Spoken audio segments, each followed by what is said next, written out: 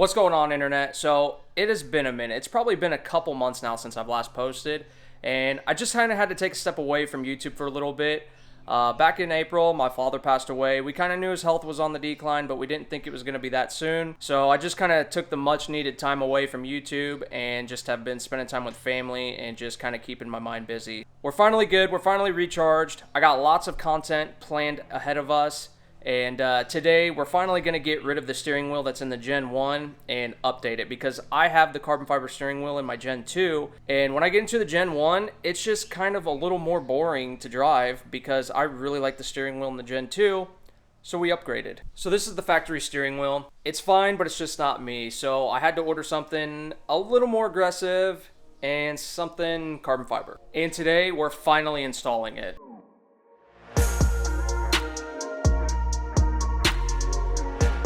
I mean, look at this thing. We have the carbon fiber top, the flat bottom. It's got the red center stripe on it. You got your little indentions for your fingers to lay into. The perforated grips on the side. And then it also comes with these carbon fiber covers. We're going to end up popping these out, which is going to be your switches. Now, this isn't 100% carbon fiber. This is actually hydro-dipped carbon fiber. It's basically the best aftermarket wheel you can get for the Gen 1 right now at this price point. If I had to describe the steering wheel, it's like a race car met a luxury SUV and had a beautiful baby. So let's get this thing installed. The first thing we need to do is disconnect the negative on the battery terminal. Don't skip that part because airbags and surprises do not mix. You're just going to want to grab an 8mm, at least that's what mine is on this battery. And we don't want to tighten it, we want to loosen it. Alright, airbag removal time. Now this may seem hard, but it's really not. It just seems a little sketchy the first time pulling an airbag, but it's easy. The sequence of operations for using this little Allen wrench, I think it's like a 2.5 or something like that. There's 3 holes, one here on the bottom, one here on the side, and one on the opposite side. We're going to start with the bottom first, because if you try to do the top 2 first, it makes popping the bottom one a little more difficult. So I've got the steering wheel turned. We're just going to get it in here, and once you hear that noise, kind of like metal to metal, you know you're on it, just push in. Okay, so now you see it released there. Let's turn the steering wheel. We're going to do the same exact thing over here. Just try to get it straight. Hear that click? Now push.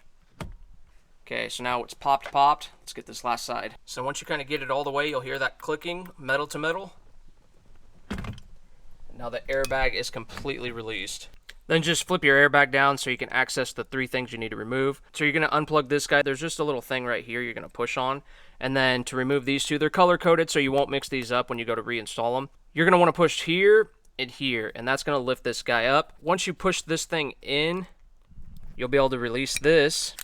And then the same with these. Push these little 2 buttons in, and you've got it removed.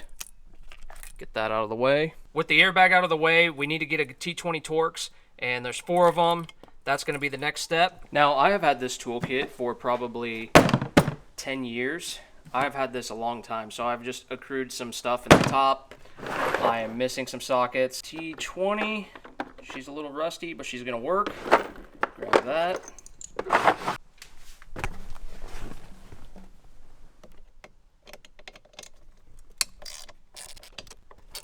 Once you get those screws removed, then this just comes right out of its little spot.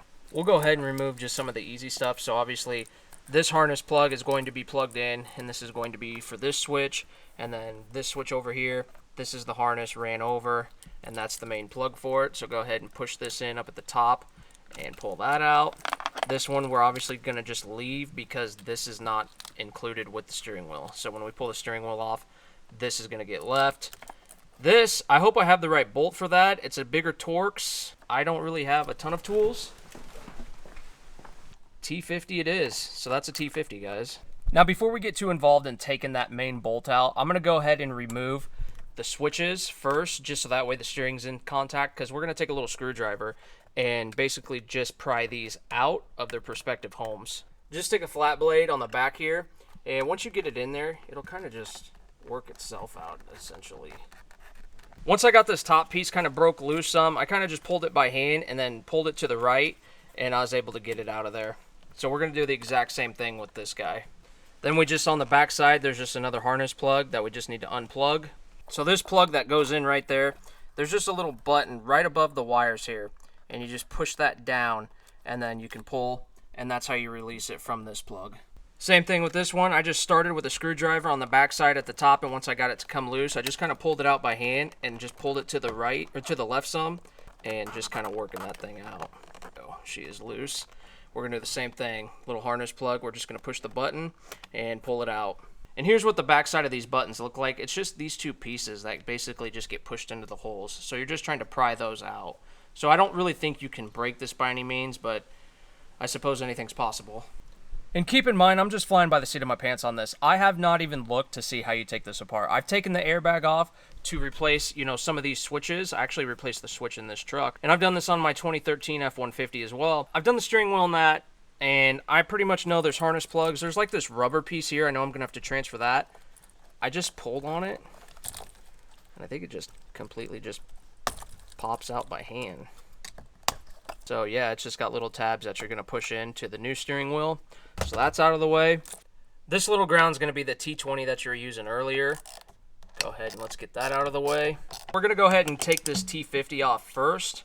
So what you're going to want to do is I'm using my knee to hold the steering wheel and then breaker loose. And make sure throughout this whole process you keep your steering wheel straight. So then that way when you go to put the new one on, it's on straight and nothing's messed up. Our main T50 is out, so now we can pull the steering wheel off. Like I said, just keep everything straight.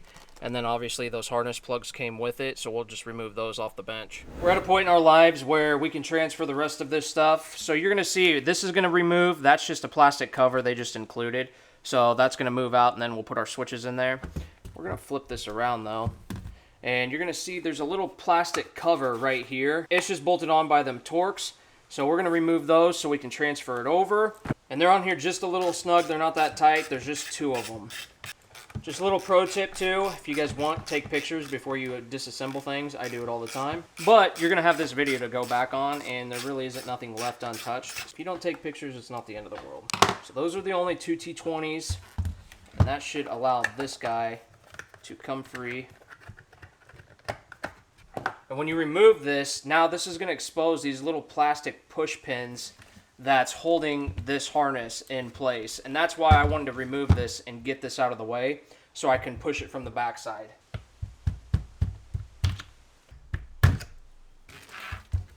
So that's the last thing. That's it. There's nothing else that we need to take off of the old one. So this one is going to go into storage, or I'm going to hang this one on the wall. And I know a lot of you guys are probably going to ask, but I'm not going to sell this. I'm going to keep it. So sorry. And I think we're just going to build this as much as we can in here, so we'll even put the switches in up here. So the end result, this plug is going to end up at the top. This upper one went in good, but these other plastic ones, they kind of broke, so they're kind of just hanging out there. They're not 100% clipped in like they were before, and that's because when you remove these, they kind of do break, so you're kind of SOL. As long as they're just about in that spot, I don't think they're going to go anywhere. We're going to take that little T20, bolt that guy down. These plastic covers, they just pop off as well. You can just pull them by hand, just so we can get rid of that. Let's get this one gone. Go ahead and get this piece back together. Throw those two T20s in it. These bottom two, since they're just into that plastic, just don't go tight. Just a little snug is all you need to do. Plenty. Let's grab that T20 for the ground and then our switches and get those done. And just a pro tip, every install I do, I always remind people, but like when you're putting in metal on metal threads, just go counterclockwise and hear that click. Once you hear it click, you know your threads are lined up so you won't strip anything. I mean, chances of you probably stripping this, not likely. If you're one of them people where you're just a little unsure about doing this, anything helps. So just remember, just reverse it till you hear it clicks and then you know it's lined up. And we're gonna do the same thing when we put the main bolt back in. So, and then we'll just snug this. We're not gonna go crazy tight with it. Just like so. And for these switches, I'm honestly probably gonna plug them in first before seating them, just because I think it's going to be a little easier to first plug it in. Just get that plug in that little access spot on the side here. And let's see, it might be a little easier with this if we just pop that off, plug it in first. So now that's pushed into place, plugs over there. Click that on. Do the same exact thing for this side, so let's go ahead and pull this off. And you can pull just about anywhere. These come off fairly simple. Take this switch, get it plugged in, and do the same thing. It just kind of pushes in and locks in.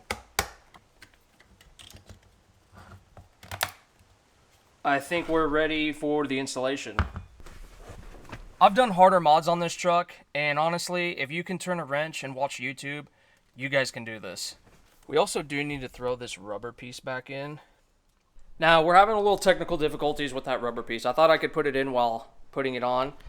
It pushes in, and basically what's going on is I got one finally in.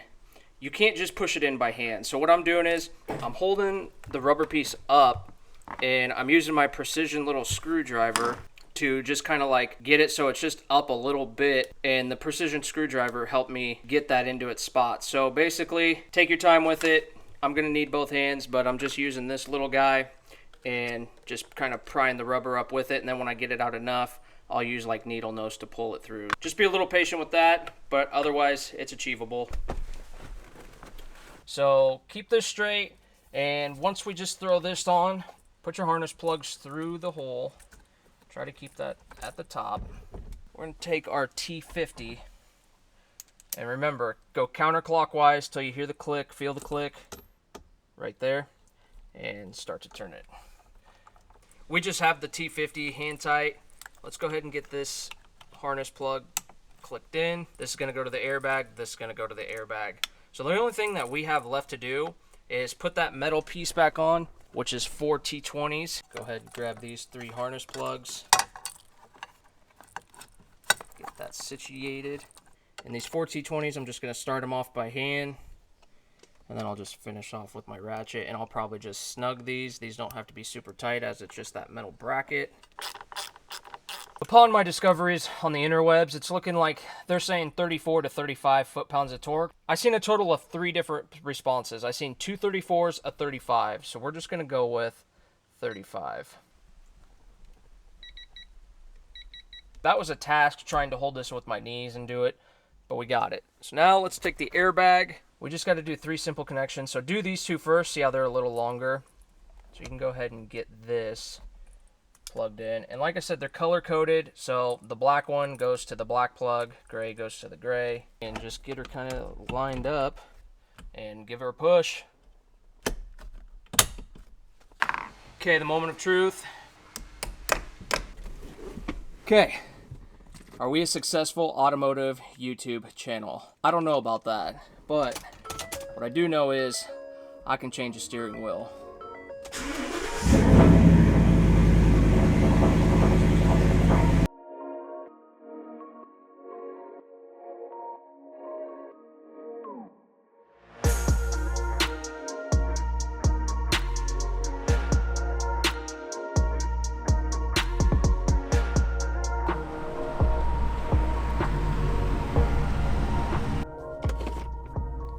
Alright, so it's been a few days. I just wanted to drive the truck for a little bit and get a feel for the new steering wheel, and I like it. It's got a little bit of a thicker grip up top, same as my Gen 2 Raptor. It's just kind of a thicker feeling steering wheel. You got the new red stripe, which always wears out on all of these Raptors, kind of a normal complaint. Got the red stitching over here. The perforated grips feel excellent. I really just like the overall feel. And then of course it is flat down here, same as the Gen 2 steering wheel. Overall, I'm pretty pumped with how the steering wheel came out. Definitely rejuvenated the interior. Along with doing the Tesla Android display and then adding the steering wheel, it kind of just gives this thing a whole new vibe, just like the Gen 2 Raptor. So, and that's kind of what I was going for. I just wanted it to have like a more updated feeling for being a 2013 truck. If I had to rate the install, I would probably say average. I didn't think it's that bad. It's not that difficult. There's so many people that are swapping their steering wheels these days that with these YouTube tutorials, it just makes life easier, and there's really not a lot going on in here. I would say most people are scared because they're kind of a little scared of pulling the airbag, but if you pull the negative on your battery, it's simple and it's really worry-free. I'm gonna drop the link down below where I picked this up. I think I got it on sale for like $280 is what it was. They had like a little sale, and it might still be on sale.